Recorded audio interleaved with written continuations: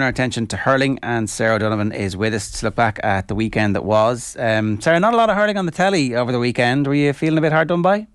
Struggled to find it, Ger. I'm a bit surprised, actually. I'm thinking at this stage, could RTE not have a football show and a hurling show? Because they're two completely different sports.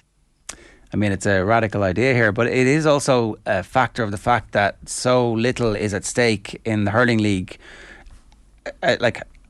We we know that for the managers, the individual matches and the players who are emerging, and I think is it Kilkenny, or sorry, Freudian slip, go away, I've lost Ahi Burke. These things really, really matter, and they will have significant impact later on in the summer. But no one's going to remember who the league champions are when it comes around to All Ireland Hurling semi-final, Munster final, All Ireland final. Yeah, but if we look across the water, we've the Premier League, we've the FA Cup, we've the Carbo Cup. Like every game has merit, and every team has fans. So there was a place to watch Cork v Clare, I'd have watched it. If there was a place to watch, Limerick beat Westmeath, I'd have watched it. It's just, we follow hurling, we're passionate about hurling, and a 10-minute segment at the end of Sunday game on Sunday night wasn't enough for me. So I suspect that GA Go is going to be the answer to that into the future, and that as that rolls out and as subscriber numbers grow, they'll find that it's actually worthwhile for them to put those games on, and they'll be able to know that pretty quickly. But the bits that we did see, what were your key takeaways? You watched the Kilkenny Waterford game in full. Yeah, I did. Look, Waterford are on a flight to Portugal today, so make of that what you will. Was that flight booked before Saturday? They're doing a training camp this week, but obviously they were missing a raft of players, and actually Kilkenny were without Richie Reid and Owen Murphy due to concussion protocols from the Dublin game. Waterford were without Austin Gleeson, Conor Prunty, Stephen Bennett, Mikey Kiley. It was two pretty depleted teams, right? It was a gritty game. The conditions were appalling again. Really wet ground. Players really struggled with even controlling the ball. But I suppose Kilkenny grounded out, and great late score from Alan Murphy, having been fouled, and took on the play Kilkenny style and managed to get the winner for Kilkenny. So I suppose Kilkenny will be happier, and looking at next week, they'll really fancy themselves against Cork. Okay, well let's start with Kilkenny then, get a bit deeper into that. We didn't know what to make or what to expect of Kilkenny post Cody. What signs are you seeing of some kind of pattern about what their identity is going to be over the course of the rest of the year? Well, they started really slowly. They only, I suppose, beat Antrim by 7 points in the first round of the league, and then we were watching them against Tip, and they didn't show up against Tip.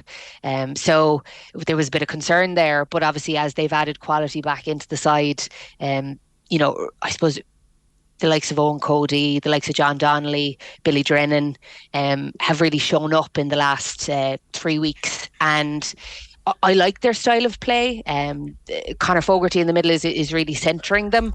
I think they've just found a rhythm again, and they were workmanlike against Waterford. And Waterford went ahead on Saturday by 3 points with about kind of 15 minutes to go, and looked like to be in the ascendancy. But Kilkenny just stepped up on them, really pressured them, started to turn them over, and then get scores again. So I suppose that's what we expect from Kilkenny, is to be put under that massive pressure and be able to come out of it. Do you think this sort of ascendancy for Kilkenny is something that they're going to continue over the rest of the league and into the championship? Is that the direction they're heading, or are they still settling as a squad? Well, look, you look at the players that have still to come back in. Adrian Mullen still has to come back in. TJ Reid still has to come back in. They have a nice run in now, in that they can go at this Cork team next week, conceivably win that game, get into a league final, go hammer and tongs at that. The Leinster Championship for them, I don't see as a pressure cooker the way the Munster Championship is. So they should target this league to go out and win it, and then look at the Leinster Championship and start picking off teams in that. They don't really feel the pressure until June. You're looking at what's the 20th, 21st of March. June is when Kilkenny will really start to feel that pressure that the teams in Munster will start feeling on the 30th of April. Does that kind of go back then to like the point Ger was making earlier about the league and what it actually matters to these teams? I think the season has been flipped so significantly that players and fans are adjusting to the season, and the league does have its merit, and we just have to get used to the fact that teams use it as a kind of a stepping stone for the championship, but ultimately not everyone can win the championship. There's 2 cups to be won, so why not put your stamp on the league? I guess that's the point, isn't it? That if you are Kilkenny at the end of this and you have a trophy and there's a night of celebration before the Leinster Championship starts, then Derek Ling and his selectors are going to feel pretty good about life. Whereas for other teams, some teams will absolutely celebrate it. But if Limerick win the league, they'll be like, okay, you know. Yeah, it's pretty tepid from the point of view of Limerick, you know, with the heights that they've gotten to over the last number of years. I'm sure they'd celebrate the night, you know, and I'm sure they would, and they would take it as an opportunity to do that, but obviously they've much bigger fish to fry really quickly afterwards. But I buy the argument that for Kilkenny, something like this would actually be a useful endorsement of, no, we're going the right direction here, don't be worrying, we've all got this. Yeah, and they're embracing a new style, you know, and there's players on that Kilkenny team who don't have National League medals, you know, so every player, Dan Morrissey was speaking about it a couple of weeks ago, I think he has 2, they matter, they're in your pocket after you retire, so why not go after it in season? Okay, what about Waterford then? You said they were very depleted, and so that's fair enough, but we're still awaiting the evidence of the first round of the Munster Championship to see how many of those players who were injured would actually make it back in time for that. So hard to know exactly what to expect. Are you seeing anything specific that you can say, okay, that's the work of Davy and his coaches? Right. Well, look, I suppose a big talking point on Sunday was the formation for their puckouts. So Jack Fagan ended up next to well, he was partially in the square, in the Kilkenny square. 13 players inside the Kilkenny half on a puckout, only 2 Waterford players inside the 45. Really, I suppose, unusual setup. So sorry, this is defensively when Waterford are pucking out. Yeah, when Waterford are pucking out the ball. When Kilkenny are pucking out. No, when Waterford are pucking out the ball. All right. When Waterford are pucking out the ball, 2 Waterford players inside the 45, and every other Waterford player is as far up the field as they can go. Okay, that's very aggressive. That is very aggressive, and the suggestion was that this is a look towards Limerick, that if those wing backs are moving towards the opposition goal, then that automatically means that the likes of Garrett Hagerty, Tom Morrissey have to follow them, have to track them back the field, and it takes the pressure off of the Waterford defence. It's a high wire act because if there's 2 Waterford defenders in their own half, there will be 2 Limerick attackers, and they could be 2 of the greatest attackers in the history of the game, you know? So the turnovers that could ensue from this are mind-boggling, and I'm a little terrified. But I'm dying to see by this setup. Like, wouldn't it be amazing to watch? Oh God, Ger, I don't think hurling needs that radical. Oh, change. come on. I don't genuinely. There's a reason why wing backs play wing back. You know, there is not a necessity for a wing back to end up corner forward on their own puck out. I'm against Davy on this one. And after the match, Davy spoke about the low ebb that Waterford were in after losing to Clare last year and the horror that was the championship. And interestingly, Liam Cahill, who was obviously in that Waterford dressing room, now has Tip, who had as equally a tough year last year and has not kind of driven the same narrative coming out of his dressing room with Tip this year. So I think Davy could lay off on the Waterford being desperate last year narrative and focus on the positives, you know. I think some PR would be helpful there. As in, you think it's wrong to talk about somebody else's team, and because it is a different team. Like, that was the 2022 team. This is the 2023 team. Yeah, and I think that I suppose in direct contrast, you know, Liam Cahill went into Tip, who didn't have a good year last year, and all of his post-match interviews have been incredibly positive. Now, helped by the fact that they're on a 5-match unbeaten run, but my thinking here is you don't necessarily need to labour the point that a team had a difficult year last year when you're talking about, you know, the new season. So I think Waterford need that break in Portugal this week, and hopefully they'll decide to scrap that mad puck-out strategy that they showed against Kilkenny last week. Oh no, I'm dying to see it. Come on, that would be like, it'll be an all-time great. It's like Lara chasing Tommy around Croke Park, right? It's horrendous, and we'll never forget it. Honestly, we'll never forget it. It's I can't. Like, hurling has a structure, and it is beautiful. But if Waterford go out against Limerick and it actually is successful for them, can you see that being like the sort of radical change that other teams are like, okay, well, this is what we need to do? Because like Limerick are one of the great teams we've seen in hurling over the last couple of years. So if it works, yeah, what if it works? Other teams are going to be like, yeah, we're going to try this. We need to do something radical to actually get anywhere near the All Ireland. Guys, I'm not on board with this. I'm not on the bus. That's it. No. You're slashing the tyres of the bus and burning it and breaking the windows. Okay, fair enough. What about Cork? The Cork-Clare game. Look, I think both these teams are relatively happy with where they are at the moment, are they? Yeah, look, I 2-18 apiece on Sunday.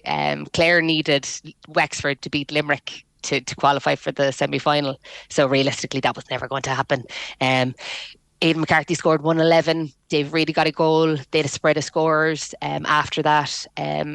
Probably disappointed that they didn't get the win over Cork, just to kind of keep that momentum. Obviously, you remember Clare decimated Cork last year in the championship. So if they had beaten them again, there might have been that little bit of a hangover coming into the championship, that bit of nervousness. But now, obviously, Cork, 2 late points. Conor Cahalane got a screamer from out on the right-hand side, and Conor Lehan got a great point to get the draw, to keep Cork unbeaten as well as Tip. So I suppose the game had merit in that Padraig Power, the Cork full forward, got another great goal after 8 minutes.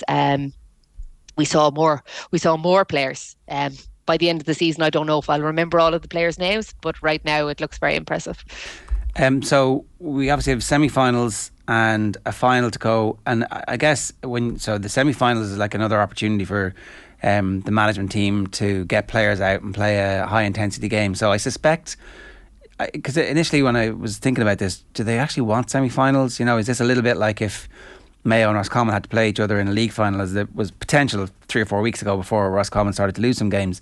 They wouldn't really want to face each other 2 weeks in a row. But I do wonder if maybe actually these games are quite useful to get players as close as you can to championship pitch without having them tip over. Yeah, I think we're learning a lot from the rugby, actually, which is shocking to say. But if you look at the way the Irish team went after the Grand Slam and targeted every team and weren't afraid of showing their hand, and tried to get to the pitch of it as best they could over the course of 8 weeks, and successfully did that. And the confidence that's instilled in that Irish team, I think GA teams could take a lot from that, and especially the 4 teams in the semi-finals this weekend. Go after it, show your hand. Maybe your hand will be too good for other teams in the long run. Don't be, I suppose, scared of giving away too much. Build the confidence in the players to know that they can do it.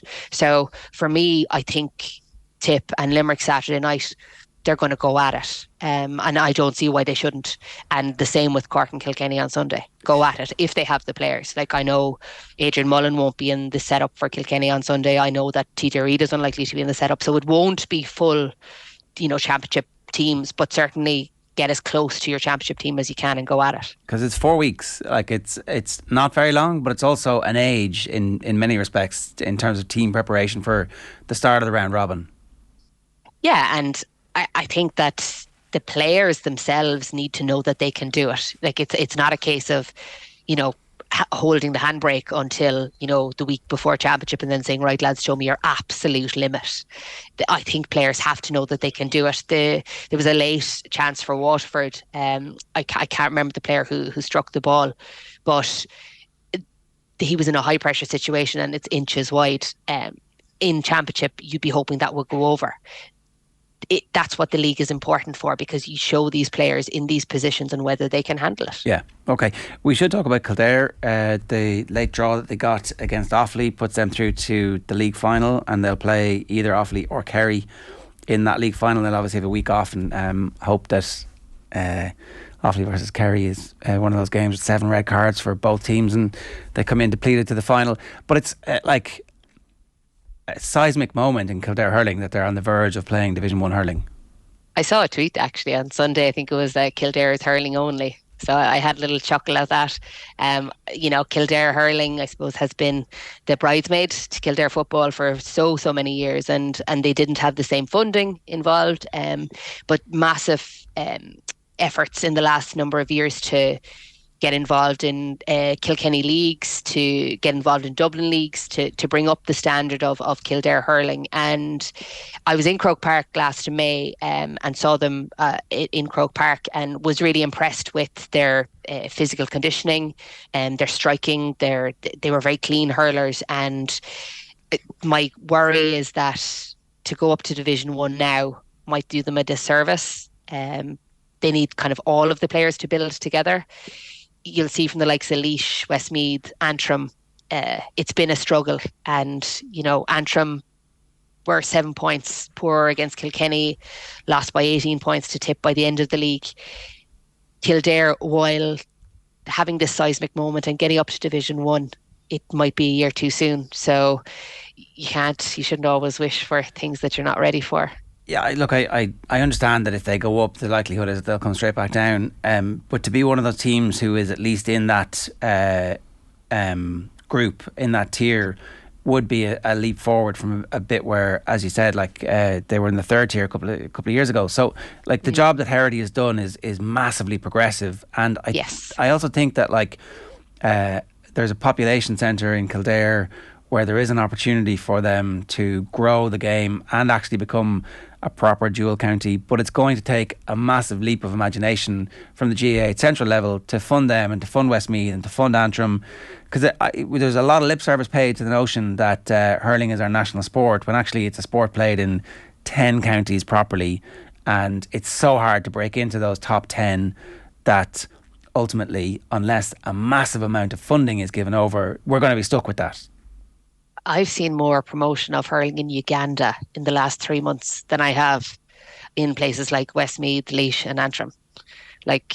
I genuinely agree with you. There needs a massive change in the mindset in terms of how they promote the game and the funding for the game. I think Kildare, if they were to go up to Division 1, would require the fans in and the people in the GAA in Kildare to be incredibly supportive, because if those losses were to occur the way they've happened for the likes of Antrim, Westmeath and Laois, it takes confidence out of teams, and the GAA would really need to support them if they were to go up to Division 1. And I don't know, Jarrah, if you saw Kildare getting hockeying 3 weeks in a row, is that something that you're going to be encouraged by, or are you going to look to hide from it if you were a Kildare supporter? You'd hope that the stuff that's coming along underneath is giving you some comfort that they're going to be able to improve. I guess Naas ended up losing in the end to Ballyhale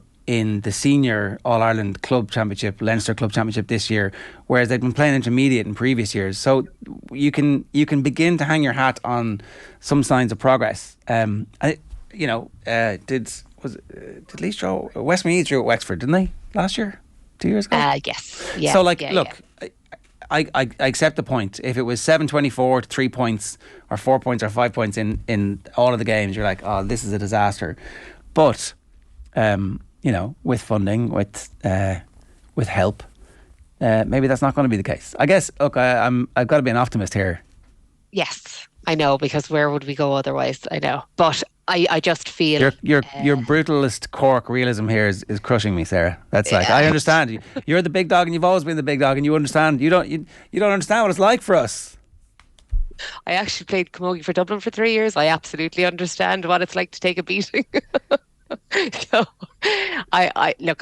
everyone always asks, how can improvements be made? But it is genuinely little building blocks, and I have to admire David Herity for going in to that Kildare group and sticking with them for the last, I think this is his third year with them, and I really enjoyed watching. It's year 5? I think so, yeah. Jesus. Well, I heard him say that. I heard him say that recently, but maybe I need to just.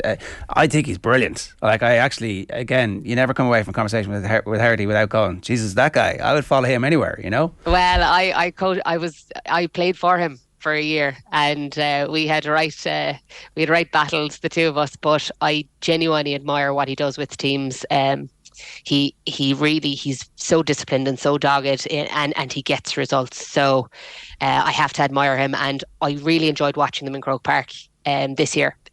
So that's a bonus. Yeah. But would I pay €18 next February to see them play Kilkenny? Probably not, because €18 is a lot of money to be watching something that could go horribly wrong. All right, on that cheery note, Sarah, thanks a million. Bye. Sarah Donovan, give us thoughts on the hurling situation there. Up Kildare is all I say.